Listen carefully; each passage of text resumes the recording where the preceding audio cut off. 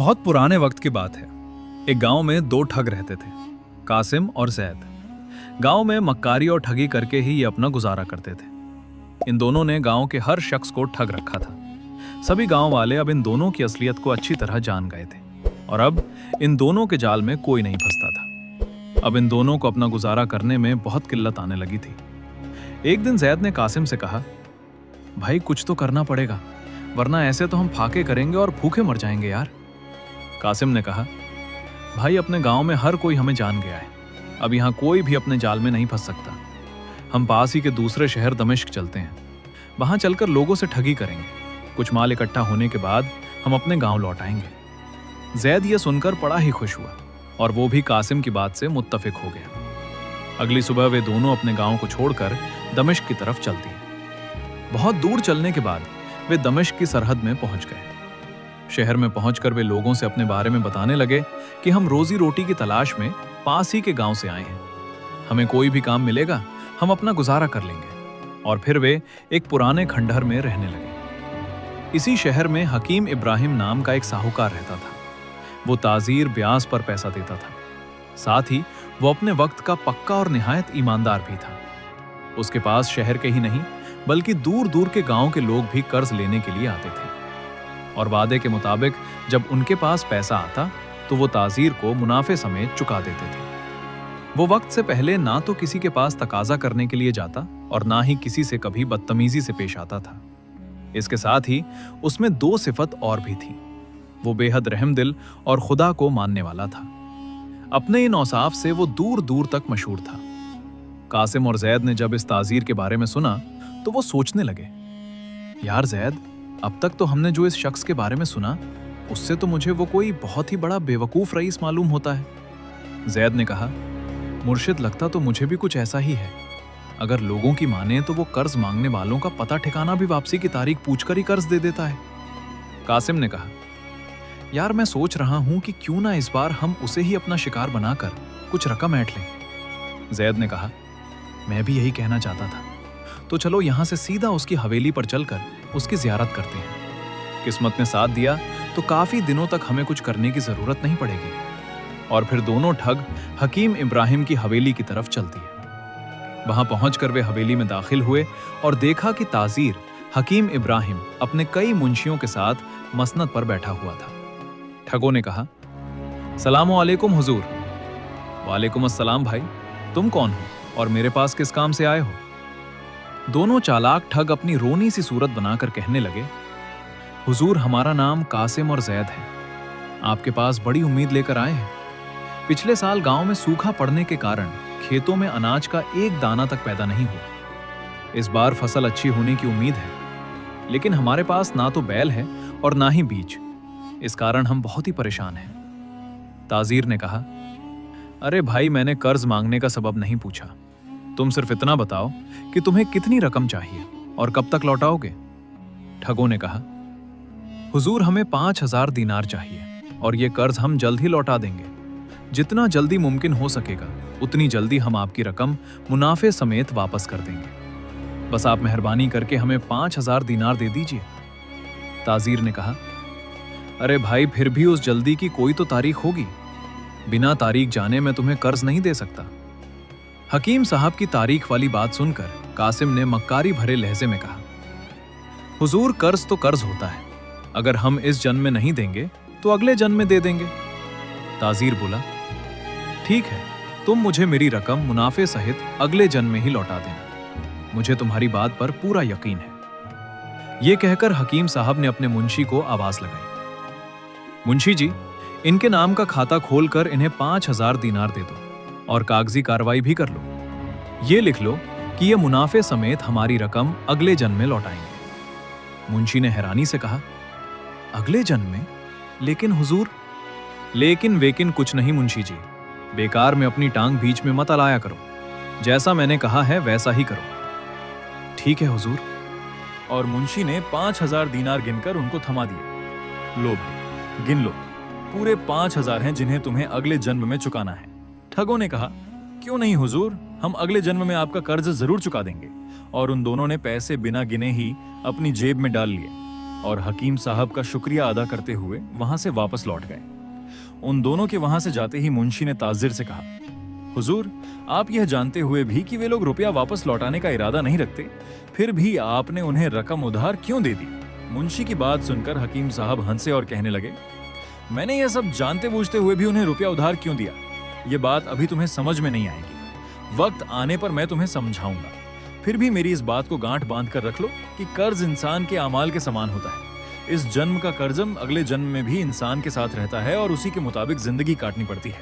मुंशी मन ही मन सोचने लगा, पता नहीं हकीम साहब क्या कह रहे हैं, मेरे तो कुछ भी पल्ले नहीं पड़ रहा, पर मुझे क्या मसला, इनका पैसा है, चाहे आग लगा दें या मुफ्त में लुटाएं। उधर दोनों ठग खुशी खुशी अपनी राह चले जा रहे थे। कासिम ने कहा, भाई, ये ताजिर तो हमारी उम्मीद से भी ज्यादा बेवकूफ निकला।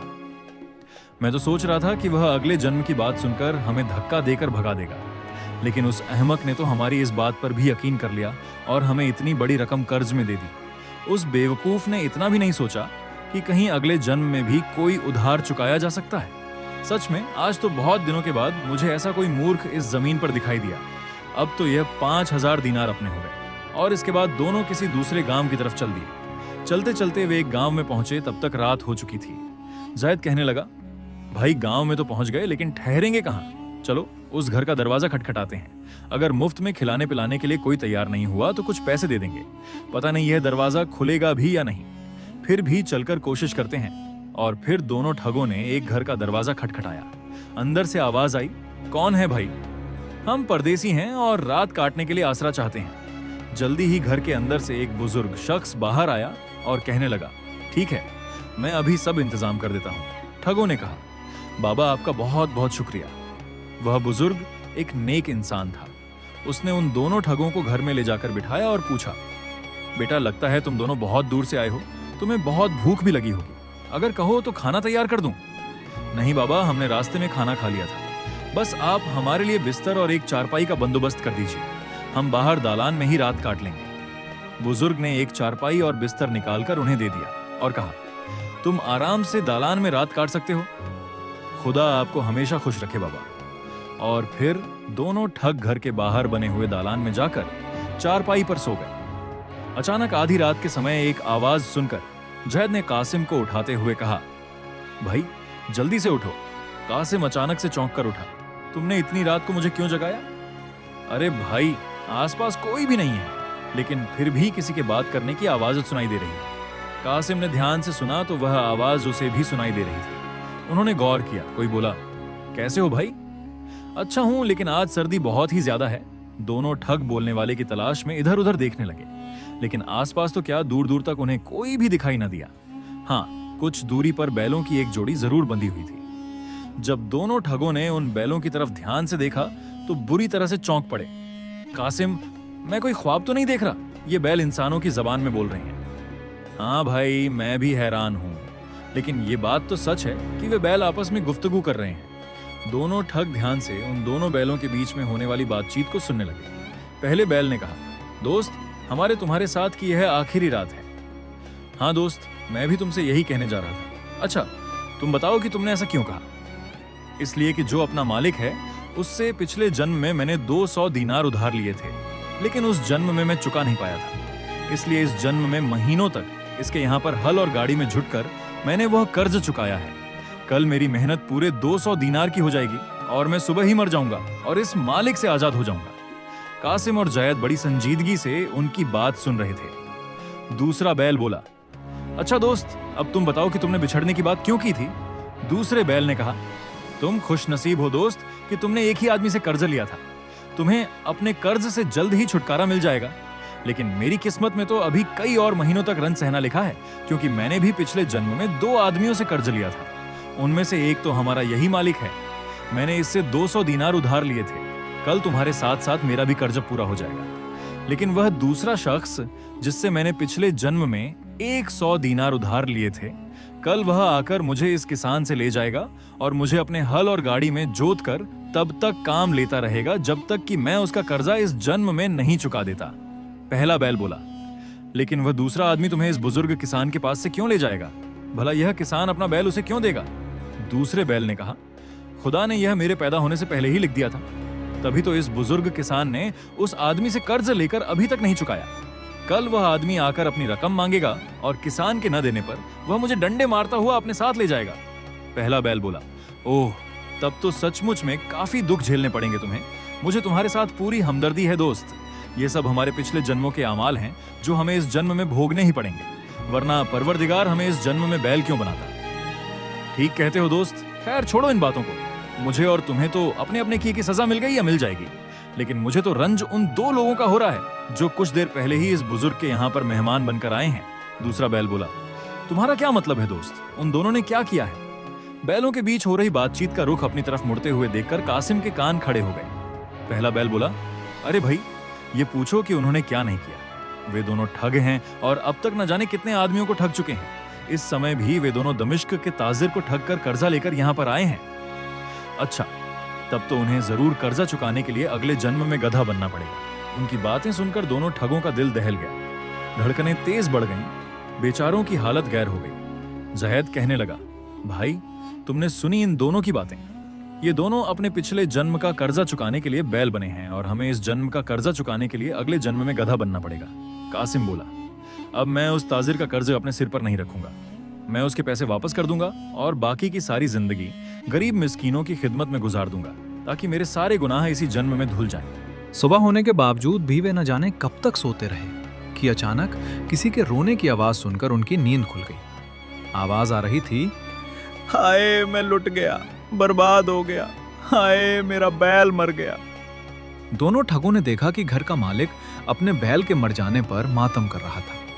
सारा माजरा समझते ही वे दोनों ठग उदास हो गए। जैद कहने लगा, भाई, उन दोनों बैलों की रात की बातचीत आखिर सच हो ही गई और उनमें से एक बैल ने दम तोड़ दिया। हाँ, वो अपने मालिक के पिछले जन्म के कर्ज से नजात पा चुका है। जबकि वो बुजुर्ग आदमी अभी भी विलाप कर रहा था, हाय मैं बर्बाद हो गया। अभी वे दोनों ठग किसान को तसल्ली देने की सोच ही रहे थे कि तभी वहां पर एक हट्टा कट्टा आदमी डंडा हाथ में लिए हुए धमका और बुजुर्ग आदमी से कहने लगा, अरे ओ बुड्ढे, आज तूने मेरा कर्ज मुनाफे समेत लौटाने का वादा किया था। देख, मैं आ गया हूं, मेरा पैसा मुझे दे दे। मुनाफे समेत पूरे 500 दीनार बनते हैं। बुजुर्ग किसान कहने लगा, मुझ गरीब पर रहम खाओ और मुझे कुछ दिनों की मोहलत दे दो, मैं तुम्हारी पाई पाई चुका दूंगा।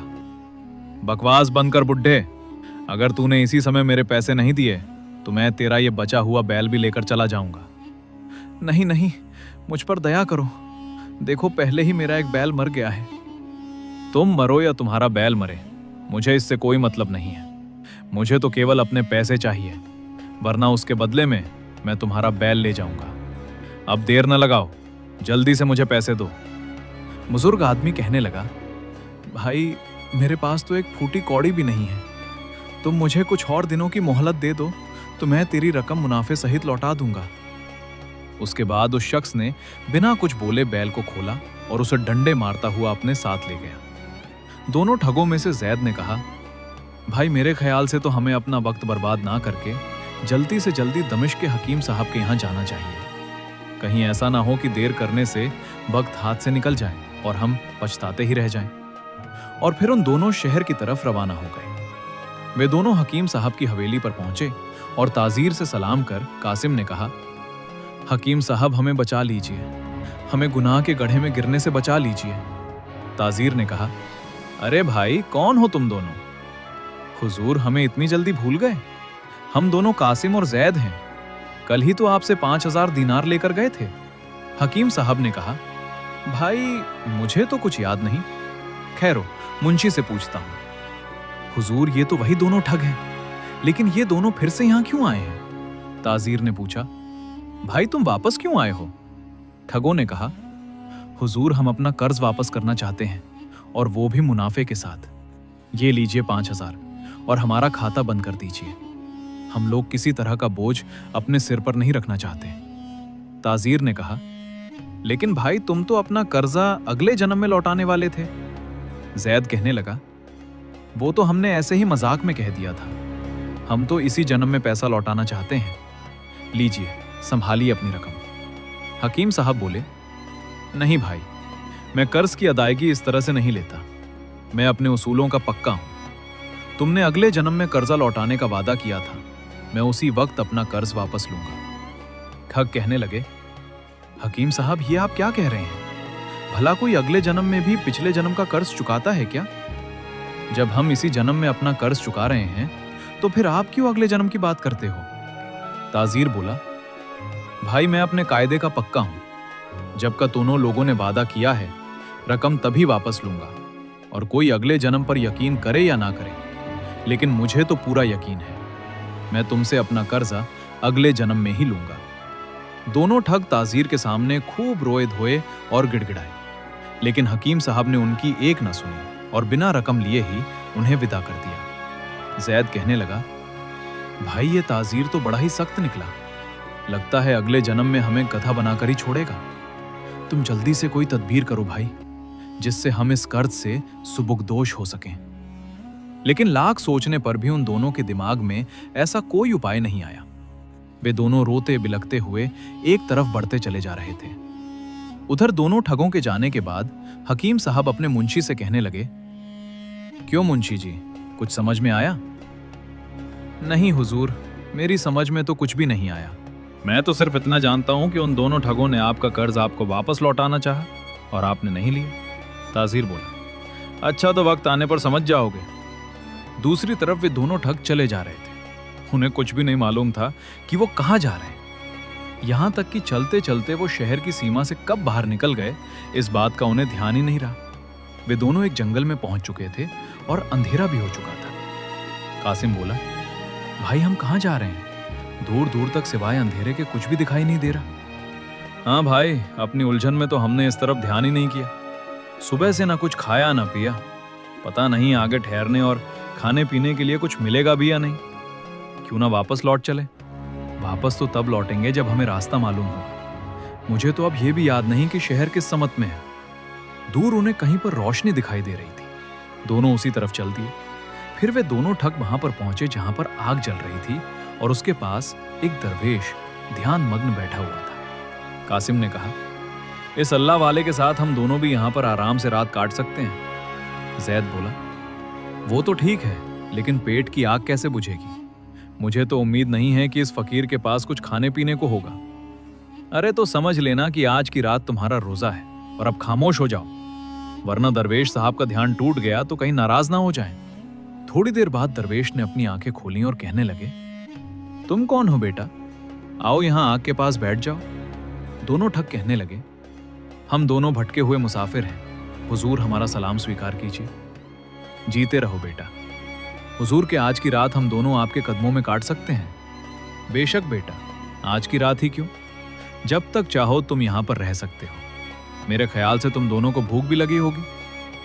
हाँ हुजूर, भूख तो लगी है, लेकिन इस वीराने में भला खाने को कहां से मिलेगा? जब सुबह हुई तो दोनों ठगों ने दरवेश साहब को आसपास कहीं भी नहीं पाया। वे दोनों हैरान थे कि वह अल्लाह वाले इतनी सुबह सुबह कहां चले गए। कासिम ने कहा, भाई वे जरूर कोई पहुंचे हुए वली थे जो हमें हक का रास्ता दिखाकर अपने रास्ते चले गए। अब उनके कहे मुताबिक हमें आगे बढ़ना चाहिए। वे दोनों आगे बढ़ने लगे और 1 मील का सफर तय करने के बाद एक छोटे से गांव में पहुंचे। उस गांव में न कुएं थे, न तालाब, और न ही उस गांव में कोई नदी थी। पानी के लिए वहां पर हाहाकार मचा हुआ था। पानी की जरूरत को पूरा करने के लिए गांव वालों को 5-5 कोस दूर जाना पड़ता था। वहां के हालात देखकर कासिम के दिमाग में दरवेश की बात आई कि इसी गांव में उन्हें एक कुआं खोदना है जिससे वह ताजिर का कर्जा उतार सके। फिर वे दोनों उसी समय कहीं से कुदाल लेकर आ गए और एक जगह पर उन्होंने खुदाई करना शुरू कर दी। वे दिन रात जमीन खोदते रहे और ठीक 1 महीने के बाद वहां पर गहरा कुआं खोदने में कामयाब हो गए और उसमें पानी भी निकल आया। इसके बाद उन्होंने एक मिस्त्री को बुलाकर उस कुएं को पक्का करवा दिया। उस कुएं पर पूरे 5000 दीनार खर्च हो चुके थे। इसके अलावा भी जो 100 से 200 उनके पास थे वह भी खर्च हो चुके थे। कुआं तैयार हो जाने के बाद जैद ने कासिम से कहा, चल भाई। कासिम डंडा संभाल कर खड़े हो जाओ। गांव वालों को जैसे ही इस कुएं के बारे में पता चलेगा वे पानी लेने के लिए दौड़े दौड़े आएंगे। कासिम ने कहा, फिक्र मत करो भाई, पानी लेने के लिए अगर कोई भी आ जाए तो इस कुएं से पानी नहीं ले सकेगा। और फिर वे दोनों मोटे मोटे डंडे संभाल कर कुएं की पहरेदारी करने लगे। जब गांव के लोगों को उस कुएं के बारे में पता चला तो गांव वाले बर्तन वगैरह लेकर कुएं की तरफ दौड़े। वहां पर पहुंचे तो जैद ने कहा, ठहरो तुम सब, इस कुएं से दूर रहो, हम किसी को इस कुएं से पानी नहीं भरने देंगे। गांव के एक शख्स ने कहा, ऐसा जुल्म मत करो भाई, तुम लोग जानते हो कि गांव में पानी की कितनी किल्लत है। तुमने असल में इस कुएं को बनाकर गांव वालों पर बड़ा ही एहसान किया है। कासिम ने कहा, वह सब तो ठीक है, लेकिन यह कुआं हमारा नहीं है, बल्कि दमिश्क के हकीम इब्राहिम साहब का है। हम उनकी इजाजत के बगैर किसी को इस कुएं से पानी नहीं भरने देंगे। हाँ, अगर तुम लोगों को पानी चाहिए तो जाकर पहले हकीम साहब से बात करो और उनकी आज्ञा लेकर आओ। पूरे गांव वालों ने उनसे बहुत ही मिन्नतें की, लेकिन दोनों ठग अपनी बात पर डटे रहे। वे किसी भी कीमत पर पानी देने को तैयार नहीं हुए, इसलिए हारकर पूरा गांव दमिश्क की तरफ रवाना हो गया। वे हकीम इब्राहिम के घर पहुंचे। मेहरबानी करो हुजूर, मेहरबानी करो, हम पर रहम फरमाइए। ताजिर ने कहा, भाइयों, आप लोग मुझसे कैसी मेहरबानी मांग रहे हैं? मैंने क्या बिगाड़ा है तुम लोगों का? तब गांव के लोगों ने उन्हें सारी बात बताई और बोले, हुजूर, अब आप ही हमें अपने कुएं से पानी लेने की इजाजत दे दीजिए, हमारे सारे दुख दूर हो जाएंगे। हाँ हकीम साहब, मेहरबानी करके आप हमें कुएं से पानी भरने का हुक्म दीजिए, आपका यह एहसान ताउम्र नहीं भूलेंगे। ताजिर ने कहा, देखो भाई, तुम सबको कोई गलतफहमी हो गई है। मैंने आप लोगों के गांव में कोई कुआं नहीं बनवाया। जरूर उन दोनों आदमियों ने आपको झूठ बोलकर आपका बेवकूफ बनाया है। गांव वाले बोले, नहीं नहीं, ऐसा मत कहिए हुजूर, हम लोग बड़ी उम्मीद लेकर आपके पास आए हैं। ताजिर बोला, लेकिन भाई, जब मैंने कुआं बनवाया ही नहीं तो मैं किस तरह से आप लोगों को पानी भरने की इजाजत दे दूं? क्या वे मेरे कहने से तुम लोगों को पानी भरने देंगे? हाँ हाँ, जरूर भरने देंगे हकीम साहब, हमें यकीन है, आप बस हमारे साथ चलकर उन दोनों आदमियों से कह दीजिए। ताजिर ने कहा, ठीक है, चलो भाइयों, मैं तुम्हारे साथ चलता हूं और फिर सारी हकीकत आप लोगों के सामने आ जाएगी। हकीम साहब सारे गांव वालों के साथ उनके गांव जा पहुंचे। दूर से ही उन्होंने कासिम और जैद को कुएं के पास हाथों में डंडे लिए हुए देख लिया। जब कासिम और जैद की नजर गांव वालों के साथ आते हुए हकीम साहब पर पड़ी तो वे दोनों खुशी से उछल पड़े। जैद कहने लगा, भाई, हकीम साहब आ रहे हैं, लगता है अब हमें हमारे कर्ज से नजात मिल जाएगी। कुएं के पास पहुंचकर ताजिर कहने लगा, क्यों भाई, तुमने यहाँ पर यह क्या तमाशा लगा रखा है? इस कुएं को तुम गांव वालों को मेरा कुआं क्यों बता रहे हो? दोनों ठग कहने लगे, हमने कोई तमाशा नहीं किया हुजूर, ये कुआं आपका ही है। ताजिर बोला, ये क्या लग बेकार बात है, ये कुआं मेरा कैसे हुआ? दोनों ठगों ने कहा, हमने जो 5000 दीनार आपसे कर्ज लिया था वह इस कुएं को बनाने में पूरे खर्च हो गए हैं, तो ये कुआं तो आपका ही हुआ ना, इसीलिए हमने गांव वालों को बिना आपकी इजाजत के यहाँ से पानी भरने से मना कर दिया था। अगर आप हुक्म देंगे तो हम इन्हें पानी भरने देंगे, हमें इसमें कोई एतराज नहीं होगा। अब यदि आप कह दें कि यह कुआं आपका है तो हमारा कर्ज उतर जाएगा और गांव वालों की पानी की किल्लत भी दूर हो जाएगी, नहीं तो हम इस कुएं में से किसी भी हाल में किसी को पानी नहीं भरने देंगे। ताजिर बोला, मैंने जो तुम्हें कर्ज दिया था वह वादे के मुताबिक तुम्हें अगले जन्म में देना है और मैं अगले जन्म में ही लूंगा। जजत ने कहा, तब तो ठीक है हुजूर, हम भी इस कुएं में से किसी को पानी नहीं भरने देंगे, चाहे ये गांव वाले हमारे सामने तड़प तड़प कर ही क्यों न मर जाएं। कासिम बोला, हाँ हुजूर, अच्छी तरह से सोच लीजिए, अगर ये गांव वाले पानी के बिना मर गए तो इसका गुनाह आपके सिर पर ही होगा, और यदि आप इस कुएं को अपना कहकर इन्हें पानी लेने देंगे तो इसका सवाब आपको ही मिलेगा और साथ ही साथ ये गांव वाले आपको दुआएं भी देंगे। दोनों ठगों की बात सुनकर सारे गांव वाले हकीम साहब के सामने गिड़गिड़ाने लगे। हकीम इब्राहिम उलझन में पड़ गए। कुछ देर तक सोचने के बाद उन्होंने एक गहरी सांस ली और कहा, ठीक है भाई, तुम दोनों चालाक इंसान जीत गए और मैं तुम्हारे आगे हार गया। आज से इस कुएं को मैं अपना मानता हूं और तुम्हें अपने कर्ज से आजाद करता हूं। गांव वालों, जाओ जाकर पानी भर लो। कासिम और जैद ने खुश होकर कहा, आओ गांव वालों, सब आकर पानी भर लो, और सभी गांव वाले हकीम साहब की दुआएं देने लगे। साथ ही कासिम और जैद का भी शुक्रिया अदा करने लगे और अपने घरों से बर्तन लाकर वे पानी भरने लगे। इसके बाद हकीम इब्राहिम कासिम और जैद से कहने लगे, अरे भाई, ये सब तो ठीक है, लेकिन जिस चालाकी से तुम दोनों ने मेरे उसूलों को तोड़कर मेरा कर्जा लौटाया उसके लिए मैं तुम्हारी अक्ल की दाद देता हूँ, लेकिन मुझे ताज्जुब है कि तुम दोनों अचानक कर्जा लौटाने के लिए इतने ज्यादा बेताब क्यों हो रहे थे, जबकि पहले तो तुम दोनों ने मुझे अगले जन्म में कर्जा लौटाने का वादा किया था और मुझे ठगने के लिए आए थे। जैद कहने लगा, तो ठीक है हुजूर, अब हम पूरी कहानी आपको तफसील से सुनाते हैं। हम लोग आपको नादान समझकर आपको लूटने के लिए आए थे और हमारी नजर में हमने आपको लूट भी लिया था, लेकिन जब आपके यहाँ से लौटकर हम एक गांव में पहुंचे और फिर जैद ने उस रात को बैलों के मुंह से सुनी हुई सारी बातें हकीम साहब को बता दी और साथ ही साथ यह भी बता दिया कि एक दरवेश साहब की रहनुमाई से वे इस गांव तक पहुंचे। और फिर आखिर में कासिम ने कहा, हुजूर, हमारी आंखें खुल चुकी हैं और हमने फैसला कर लिया है कि मुस्तकबिल में हम कोई बुरा काम नहीं करेंगे और मेहनत मजदूरी करके ईमानदारी से अपना पेट भरेंगे। हकीम साहब ने कहा, शाबाश, तुम दोनों ने यह बहुत ही अच्छा फैसला किया है। अगर कभी मेरी मदद की जरूरत पड़े तो बिना झिझक के मेरे पास चले आना। उसके बाद हकीम इब्राहिम वहां से लौट गए। उस दिन के बाद से कासिम और जैद ने भी सारे बुरे धंधे छोड़कर मेहनत और ईमानदारी से अपनी जिंदगी बसर करने लगे। दोस्तों, कहानी अच्छी लगी हो तो वीडियो को लाइक कर दो यार। कमेंट करना भी आपका फर्ज बनता है। खैर, चैनल को सब्सक्राइब करना तो आपकी मर्जी है। मिलते हैं एक और नई कहानी के साथ। तब तक आप सभी खुश रहो, सेहतमंद रहो, मस्त रहो। शुक्रिया।